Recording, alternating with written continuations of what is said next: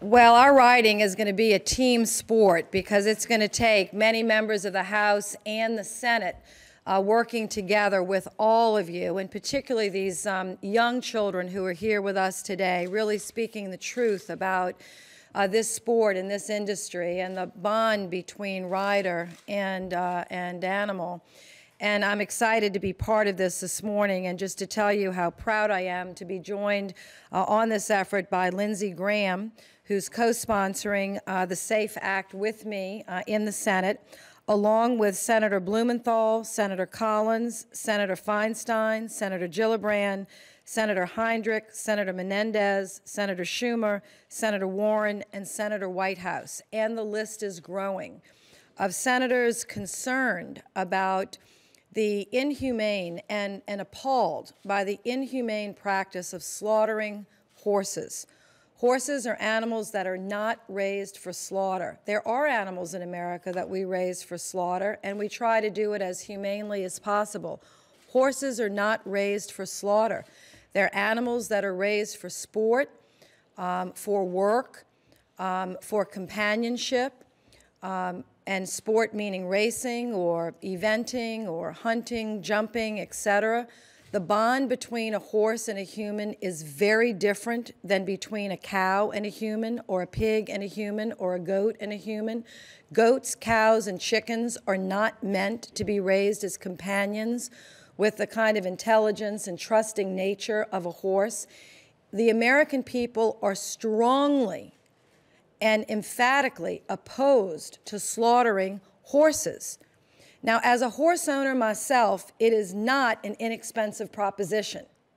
Horses are expensive animals to purchase, to maintain, and to keep. Even if you're in a rural area of this country, and if you're in an urban area like Washington or New York, but the monthly expense of maintaining a horse as a responsible horse owner would be a minimum of $200 a month and potentially up to $2,000 a month, and perhaps more if you're in an elite sport maintaining horses and transporting them to world games and to events, regionally or internationally. It probably would only cost $200 to $300 to put a horse down humanely. So why, if horse owners are spending $200 a month to maintain and raise a horse, why are we allowing owners to simply sell them at auction and ship them so a horror movie could happen on the streets of on the highways of our country last week? I hope that you all saw what happened. In New York, on a highway, in America, about how many horses? 30. 30 horses. Not crippled, not old, just regular horses. They could have been saddlebreds, they could have been thoroughbreds that had just run at the track the weekend before, making money for their owners. They could have been foals or fillies.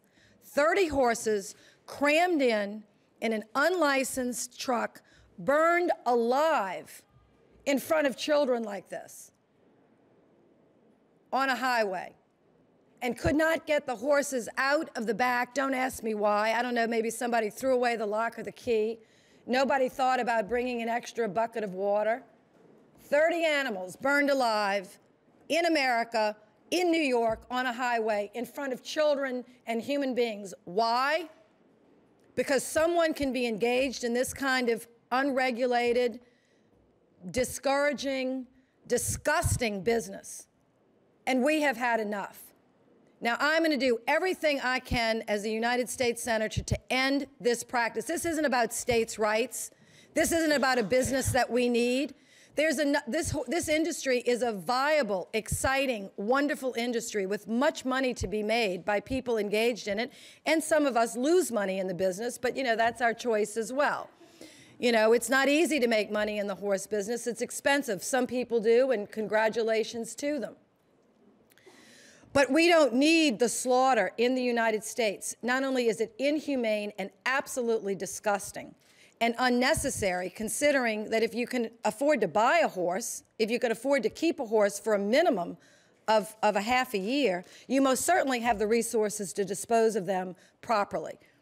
And we could, instead of having a slaughter industry, we could have an industry of putting horses down, which would hire people, expand the industry, and not cost horse owners really 1 more cent than what they're paying now. Number 2, and the most important thing about this particular act, it's unsafe to eat horse meat. Do you know the drugs that are given to horses? And it's unregulated. Now, some states are doing a better job than others, but generally, the drug industry for horses is unregulated. The drug industry for humans is very regulated. We know what drugs we take and what they're safe and what their ramifications are. We spend billions and trillions of dollars regulating a drug industry for humans. There's virtually no regulation for drugs and horses. Drugs are given all kinds of horses that are not fit for human consumption. And yet we seem in America to be able to allow horses to receive these drugs and then chop them up if they can get through the infernos on the highways, if they can get off the truck once they're crippled and maimed, and get themselves to where they can be cut up alive. That's what happens at slaughter plants. And then that meat is then consumed by humans and children all over the world. Are we crazy? Now, we've introduced this bill several times. This bill is going to pass this year. The American people are upset about it.